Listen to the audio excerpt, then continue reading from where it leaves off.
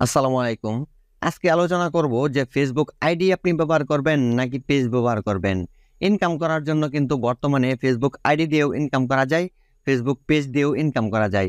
তবে ইনকাম করার জন্য কোনটা ব্যবহার করলে আপনার জন্য সুবিধা হবে, কোনটা ব্যবহার করলে আপনি দ্রুত গতিতে ইনকাম করতে পারবেন, কোনটার সুবিধা কিরকম, কোনটার অসুবিধা কিরকম সবকিছুই কিন্তু আজকের ভিডিওতে আলোচনা করব। প্রথমে আমরা জানবো যে ফেসবুক পেজ মনিটাইজ করার জন্য শর্ত কি। বর্তমানে ফেসবুক পেজ মনিটাইজ করার জন্য ফেসবুক পেজে 5,000 ফলোয়ার হতে হবে এবং 60,000 ঘন্টা ওয়াচ টাইম ফিল আপ হতে হবে। আর আপনার পেজে একটি 5টা কন্টেন্ট থাকতে হবে, মানে 5টা ভিডিও থাকতে হবে। তাহলে কিন্তু আপনি মনিটাইজের জন্য আবেদন করতে পারবেন। আর আপনি আইডি থেকে যদি মনিটাইজ করাতে চান তাহলে কিন্তু এই শর্তগুলাই আপনাকে পালন করতে হবে। কিন্তু পেজ ব্যবহারের ক্ষেত্রে এবং আইডি ব্যবহারের ক্ষেত্রে কোনটা বেশি সিকিউরিটিতে থাকবে? আপনি যদি আইডি ব্যবহার করেন, সেক্ষেত্রে যদি আপনার ফেসবুক আইডিতে কোনো রকম সমস্যা হয় তাহলে কিন্তু ওই আইডি থেকে আপনার ইনকাম বন্ধ হয়ে যাবে। সাথে সাথে কিন্তু আপনার ওই আইডি যদি আপনি ঠিক না করতে পারেন তাহলে কিন্তু একেবারে এই আইডিটা শেষ হয়ে যাবে। এই ক্ষেত্রে আপনি কিন্তু আইডি ব্যবহার না করে পেজ ব্যবহার করতে পারেন। কারণ পেজ যদি আপনি ব্যবহার করেন তাহলে কিন্তু আপনার ওই একটা পেজকে কয়েকটা অ্যাডমিনের আন্ডারে আপনি রাখতে পারবেন।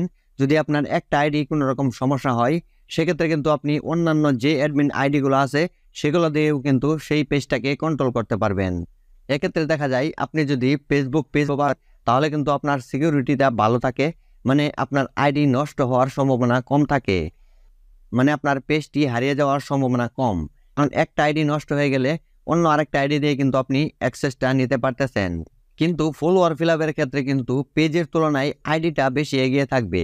কারণ আপনার আইডিতে কিন্তু অলরেডি 4 থেকে 5,000 ফ্রেন্ড হয়ে আছে। আপনি যখনই আপনার আইডিটাকে প্রফেশনাল মোড চালু করবেন তখনই কিন্তু আপনার আইডিতে ফলোয়ার হয়ে যাবে 5,000 বা 4,000। কিন্তু আপনি নতুন করে যদি কোনো পেজ তখন কিন্তু আপনার ওই পেজে ফলোয়ার সংখ্যা 1 থেকেই শুরু করতে হবে। আস্তে আস্তে কিন্তু আপনার ফলোয়ার সংখ্যা 5,000 হবে। এই দিক দিয়ে কিন্তু আইডি এগিয়ে থাকবে। এছাড়াও দেখা যায় যে আপনি যদি আইডিতে কোনো ভিডিও বা কোনো রিল আপলোড করেন, আপনার বন্ধুদের সামনে কিন্তু অটোমেটিকলি সেটা চলে যাবে। আপনার ভিউটাও কিন্তু বেশি হবে, ওয়াচ টাইমটাও কিন্তু তাড়াতাড়ি চলে আসবে। আর আপনি নতুন করে যদি পেজ ক্রিয়েট করেন সেখানে কিন্তু আপনার ভিউ এত তাড়াতাড়ি আসবে না, আপনার ওয়াচ টাইমটাও তাড়াতাড়ি ফিল আপ হবে না। কিন্তু আইডির তুলনায় যে কোনো ভিডিও কিন্তু পেজে ভাইরাল হওয়ার সম্ভাবনা বেশি। আপনি যদি আপনার পেজে কোনো একটা ভিডিও ভাইরাল করতে পারেন আপনার কিন্তু সকল শর্তই ফিল আপ হয়ে যাবে। এক্ষেত্রে আপনি যদি চান যে আপনি পেজ ব্যবহার করবেন সেটাও করতে পারেন, আর আপনি যদি চান যে আপনি আইডি ব্যবহার করবেন সেটাও করতে পারবেন। তবে আইডি বেশি রিস্ক থাকে, পেজের রিস্কটা কম। যে কোনো সময় আপনার আইডি যদি নষ্ট হয়ে যায় তাহলে আপনার সব কিছুই বন্ধ হয়ে যাবে। আর পেজের ক্ষেত্রে যদি এরকম কিছু হয় তাহলে কিন্তু আপনার পেজটা বন্ধ হবে না।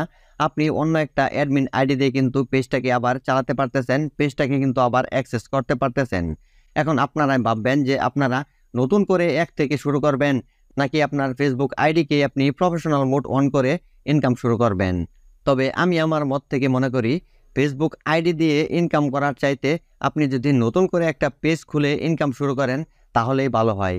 কারণ এক থেকে শুরু করলেও আস্তে আস্তে হইলেও কিন্তু পেজ থেকে ইনকাম করলে কিন্তু দীর্ঘদিন করতে পারবেন, রিস্কটাও কম থাকবে।